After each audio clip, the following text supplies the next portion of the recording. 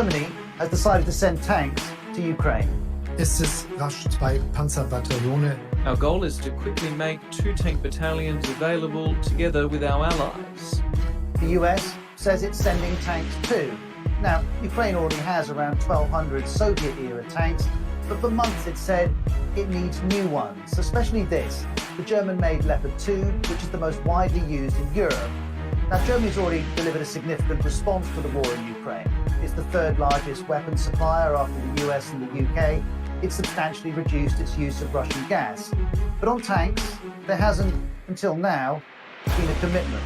And Germany's role is crucial when it comes to tanks, because there are more than 2,000 Leopard 2s in the countries marked in red here. And because Germany makes the tanks, it retains the right to decide if any of them can be passed on to another country. And pressure's been building on Germany to do just that. Free the Leopards has been a slogan used on social media and at protests like this one in Brussels. There's been diplomatic pressure too, particularly from Poland. Poland and the free world cannot afford not to send Leopard tanks and not to send modern weapons to Ukraine.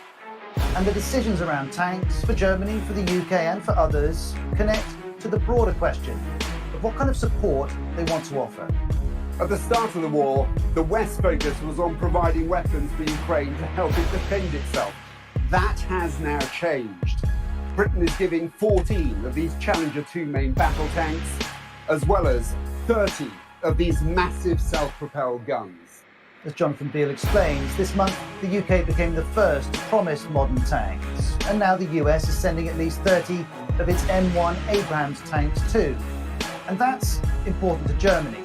It's made clear it didn't want to do this alone, and now it doesn't have to.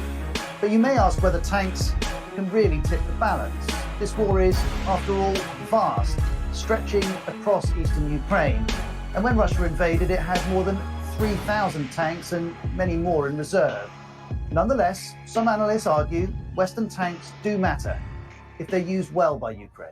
Come the summer when they try to counterattack, this is, if they're kept together especially, this is very significant. You know, an armoured brigade of 100 tanks supported by 100 infantry fighting vehicles and artillery support is incredibly significant. To make a difference, the tanks need to be part of a broader range of attacking options. And there's also an advantage that comes with Germany's decision on the Leopard.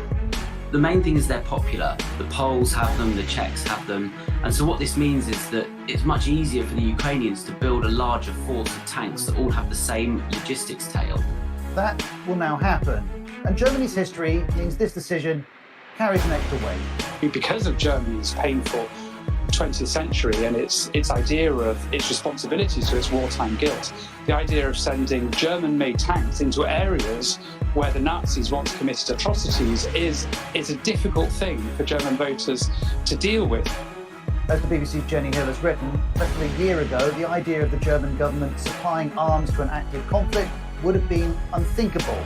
But that is where we are, and Russia's ambassador to Germany warns this extremely dangerous decision takes the conflict to a new level of confrontation. The West would say responsibility for all of this is Russia's alone. But these tanks do deepen the West's commitment to the war that Putin started, a war which has no end in sight.